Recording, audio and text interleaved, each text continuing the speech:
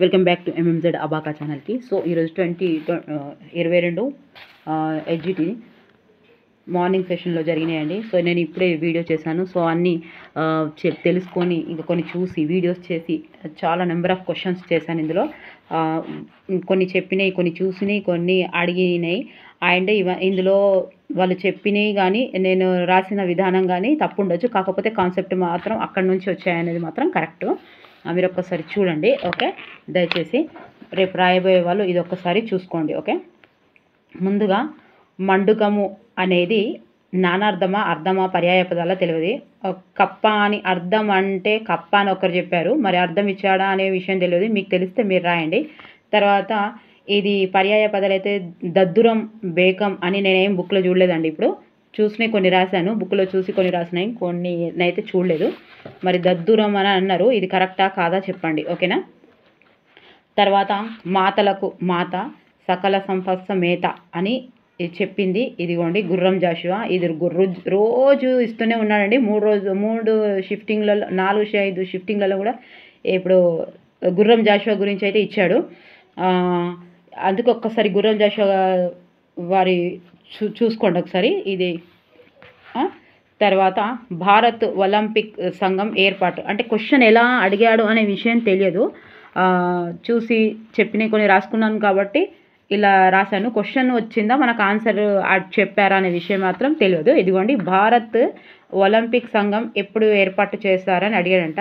So answer అయితే 1927 అట. Answer మాత్రం 1927. సో నిజంగా ఇంకా ఇప్పుడు రాసిన వాళ్ళు ఎవరైనా ఉంటే ఆన్సర్స్ చాలా బాగా ఇస్తున్నారండి. ఫస్ట్ టైం ఎవరైతే చూస్తున్నారో వాళ్ళు తప్పకుండా ఈ వీడియో నచ్చితే లైక్ చేయండి అండ్ సబ్స్క్రైబ్ చేయండి. చాలా నెంబర్ ఆఫ్ క్వశ్చన్స్ ఉన్నాయి. మీకు తెలిస్తే కరెక్ట్గా ఆన్సర్ మీరు కూడా చెప్పండి. ఓకేనా. ఉత్తర హరివంశంలో శ్రీకృష్ణుడు రుక్మిణిలా ఆడిన ఆట గుజ్జన గుండ్లు అని అడిగాడంట.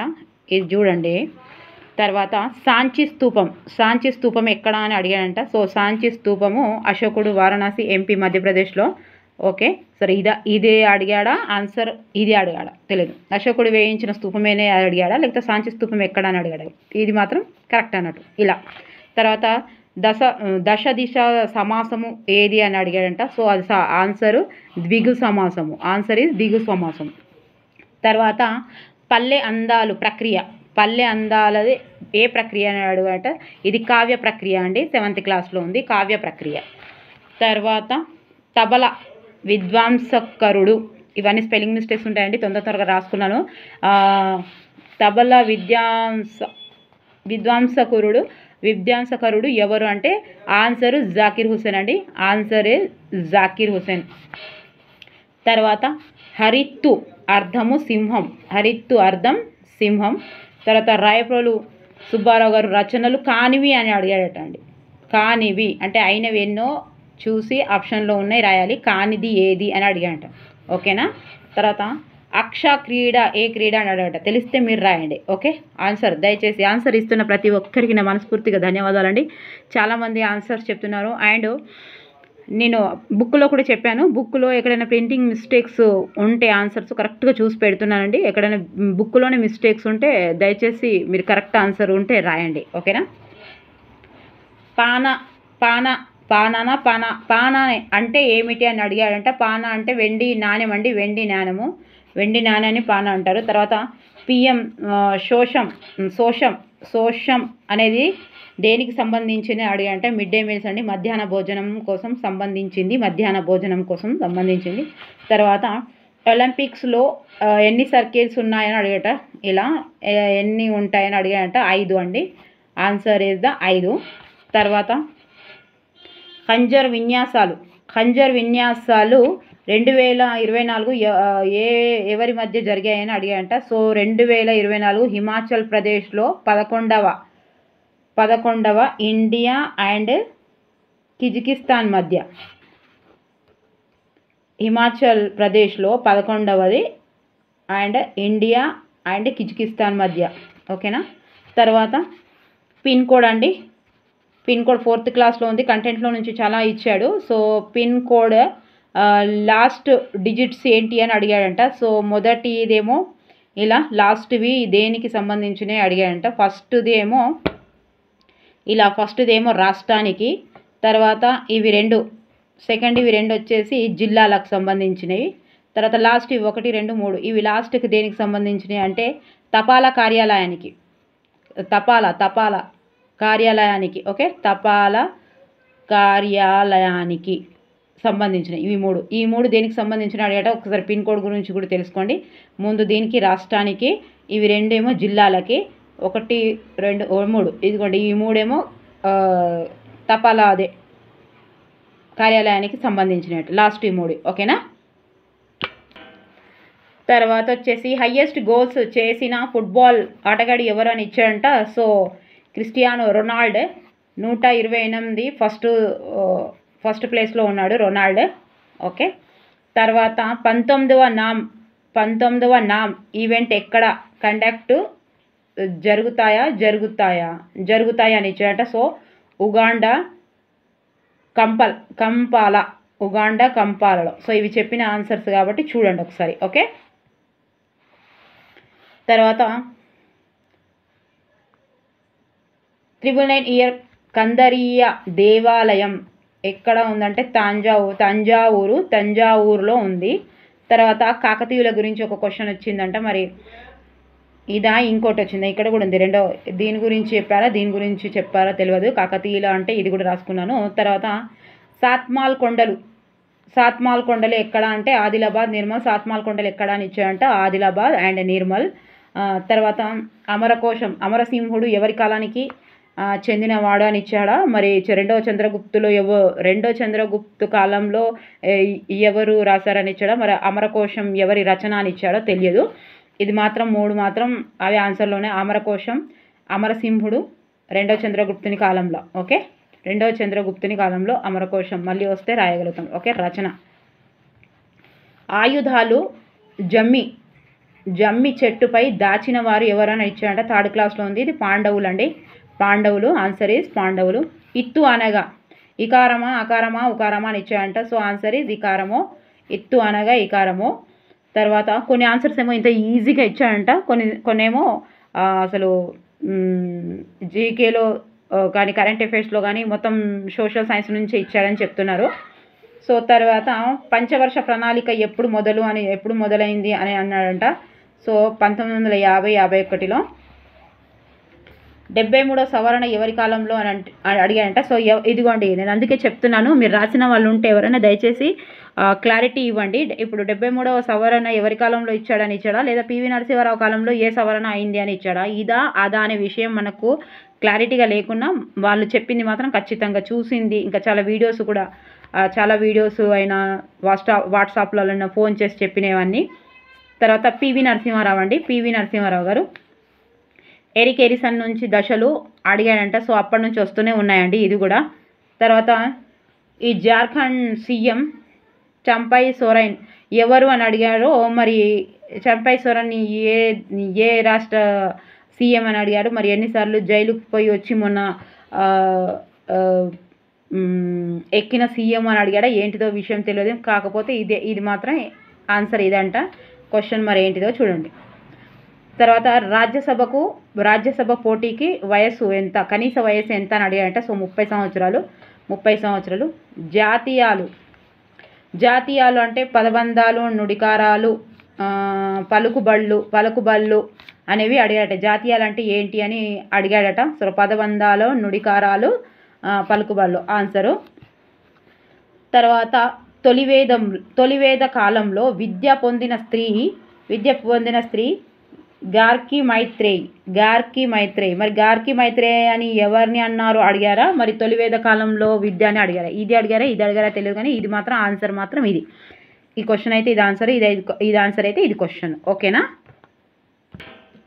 సో మొక్కల వ్యాధుల గురించి అడిగాడంట. తర్వాత జ్యోతిరావు పులే రచన ఏది అని అడిగాట. సో అందులో ఆన్సర్ మాత్రం గులాంగిరి అట. గులాంగిరి ఆప్షన్ ఇచ్చింది, గులాంగిరి.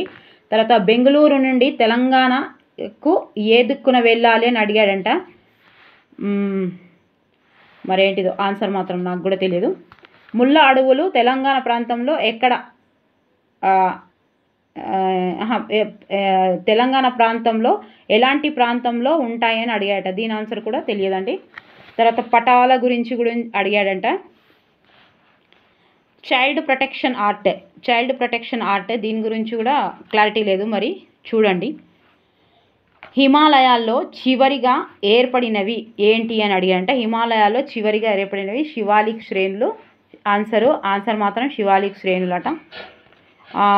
హుమయాన్ సమాధి, మనం సమాధుల గురించి కూడా వీడియో చేసుకున్నాము.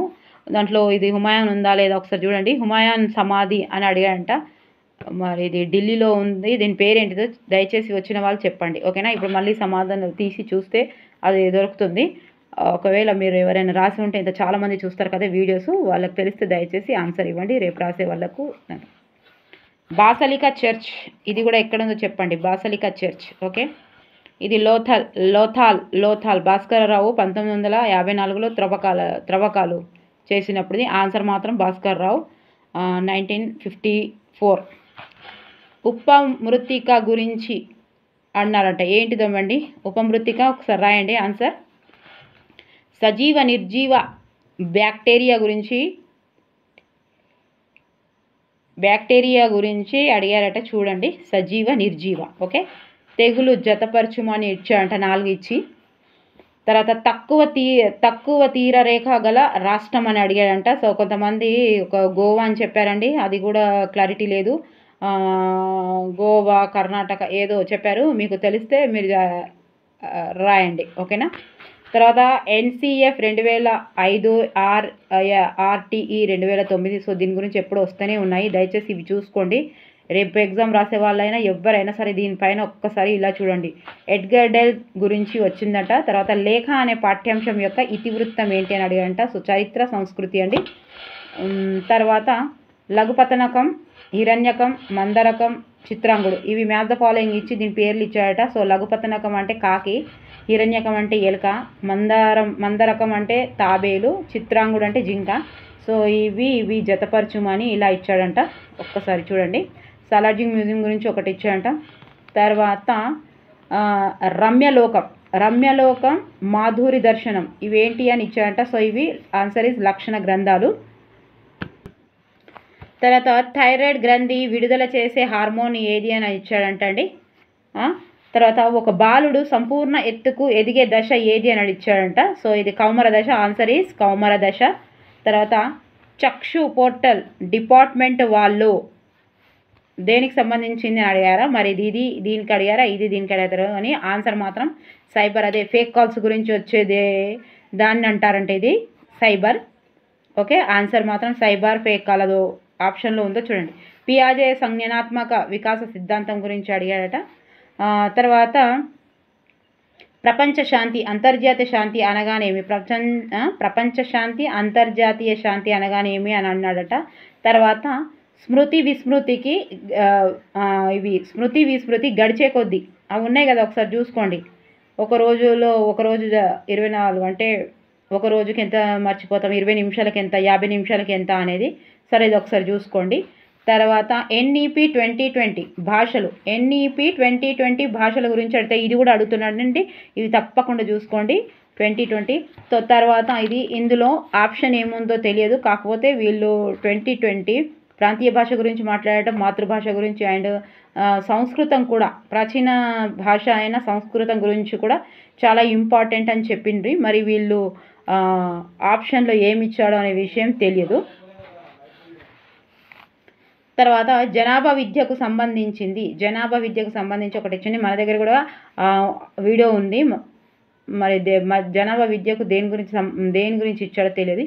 తర్వాత ఇది మ్యాథ్స్లో అంటే మధ్యగతం అండ్ సరాసరి, దీర్ఘ చతురస్ర వైశాల్యం, వర్గ సంఖ్య కానిది, ఘనమూలం, తర్వాత ఆగమన పద్ధతి, మూల్యాంకనం గురించి ఇచ్చాడంట అండి. మూల్యాంకనము. తర్వాత కిండర్ గార్డెన్ స్థాపకులు ఎవరు అని ఇచ్చాడంట. కిండర్ గార్డెన్ స్థాపకులు ఎవరు అంటే జర్మనీ ప్రొబెల్, ఓకే. తర్వాత ఇది కూడా తెలియదు, NCPCR ఏ సంవత్సరంలో చేసిన బాలల హక్కు ప్రకారం. ఇది మొత్తం క్లారిటీ లేదండి. వైయక్తిక భేదాలు చూడండి ఒకసారి, వైయక్తిక భేదాల గురించి చదవండి. వికాస సూత్రాలు ఏంటి అని ఇచ్చాడంట. తర్వాత ఒక ముందుగా నాన్నని చూస్తున్న వ్యక్తి ఏదో సంథింగ్ ఇచ్చాడంట. సో సాధారణం నుండి నిర్దిష్టం వరకు అనేది ఆన్సర్ మాత్రం సాధారణం నుండి నిర్దిష్టం వరకు అనేది ఆన్సర్ అట. చూడండి ఒక్కసారి. సో ఇంకా మీకేమైనా తెలిస్తే దయచేసి కామెంట్ బాక్స్లో కామెంట్ చేసి రాయండి. ఇందులో నేను చదివిన ఆన్సర్స్ కూడా మీకు వస్తే తప్పకుండా ఆన్సర్స్ మాత్రం చేయండి. గుర్రం జాషువా గారు గురించి అయితే ఇస్తున్నాడు. అండ్ జ్యోతిరావు పులే తర్వాత వచ్చినాయి మాత్రం ఇవి NCF and NEP 2020 and RTE ఇవి రెగ్యులర్గా ఇస్తున్నాడు.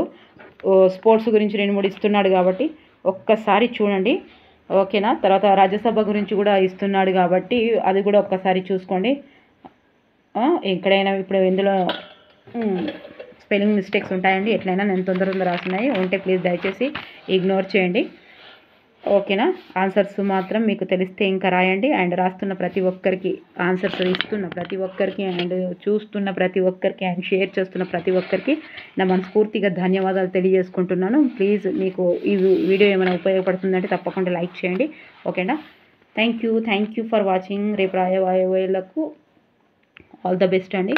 Thank you for watching.